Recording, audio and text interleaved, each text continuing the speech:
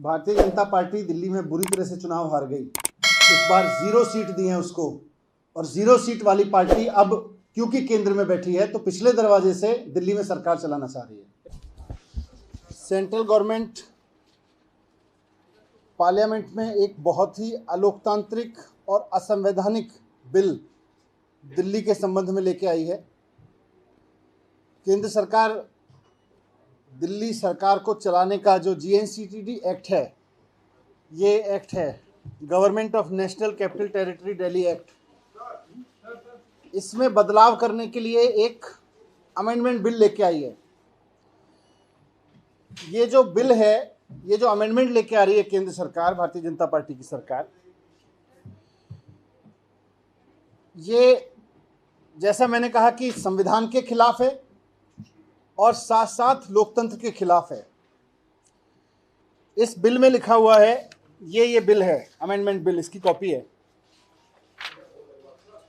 ये 1 पन्ने का बिल है कुल मिला के, और इस बिल में लिखा हुआ है कि दिल्ली सरकार, मतलब इस बिल के लागू होने के बाद दिल्ली सरकार का मतलब होगा लेफ्टिनेंट गवर्नर। दिल्ली में चुनी हुई सरकार का मतलब अब कुछ नहीं रह जाएगा। दिल्ली में सरकार का केवल एक मतलब होगा, लेफ्टिनेंट गवर्नर। ये बहुत ही खतरनाक अमेंडमेंट है, लोकतांत्रिक हिसाब से देखें और संविधान के हिसाब से देखें, दोनों तरफ से। और दूसरा, इसमें लिखा हुआ है कि जो चुनी हुई सरकार है, मंत्रिमंडल है, वो जो भी फैसले लेगा उसकी फाइल अब LG के पास भेजनी पड़ेगी, हर एक फाइल। तो 2 अमेंडमेंट है मेन रूप से इसमें। पहला ये कि दिल्ली सरकार का मतलब होगा लेफ्टिनेंट गवर्नर, तो इसका मतलब ये है कि चुनी हुई सरकार का कोई मतलब नहीं रह गया, चुनाव कराने का कोई मतलब नहीं रह गया, मुख्यमंत्री मंत्री का कोई मतलब नहीं रह गया, सरकार केवल LG साहब होंगे। तो ये एक बहुत ही तानाशाही भरा अमेंडमेंट है।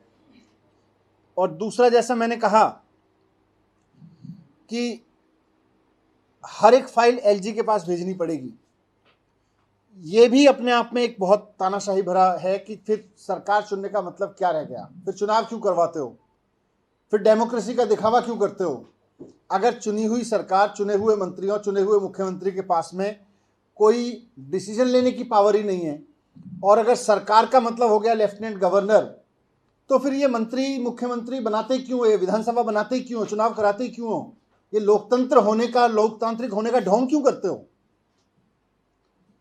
तो ये जो भारतीय जनता पार्टी का अप्रोच है, केंद्र में बैठ के जनता के निर्णय के खिलाफ इस तरह की हरकतें करना, साम दाम दंड भेद किसी भी तरह से, पहले तो चुनाव जीतने की कोशिश करना, जब जनता चुनाव में हरा दे तो उसके बाद चुने हुए MLAs को खरीद के सरकार बनाने की कोशिश करना, सरकार चलाने की कोशिश करना, और जहां MLAs ना बिक पाएं, दिल्ली जैसी जगह पे, जब वो इसमें भी फेल हो गए कि MLAs खरीद पाते, तो उसके बाद में उन्होंने कॉन्स्टिट्यूशन के अगेंस्ट जाके, सुप्रीम कोर्ट के जजमेंट के अगेंस्ट जाके ये कानून अमेंडमेंट पास लेके आए हैं।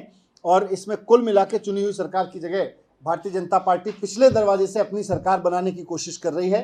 ये सवाल सिर्फ आम आदमी पार्टी और भारतीय जनता पार्टी का नहीं है, ये इस देश के संविधान के ऊपर बहुत खतरा है कि केंद्र में बैठी हुई सरकार क्या कोई भी कानून पास करके जनता द्वारा चुनी गई सरकार को साइड करके गवर्नर और लेफ्टिनेंट गवर्नर के जरिए सरकार चलाने का नया तरीका खोज के लाई है, वो भी तब जबकि उसके खरीदने पे उसको MLAs नहीं मिल रहे, या जनता ने उसको 0 पे कर दिया। तो ये बहुत गलत चीज़ कर रहे हैं, मैं आपके सामने रखना चाह रहा था, अनकॉन्स्टिट्यूशनल इलीगल चीज़ कर रहे हैं।